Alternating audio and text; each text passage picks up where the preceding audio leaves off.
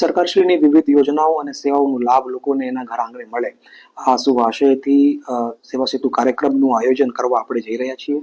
10મું તબક્કાનું સેવા સેતુનું પ્રથમ કાર્યક્રમ 17મી તારીખે એટલે આવતા મંગળવારના રોજ દરેક તાલુકામાં યોજવાનો છે.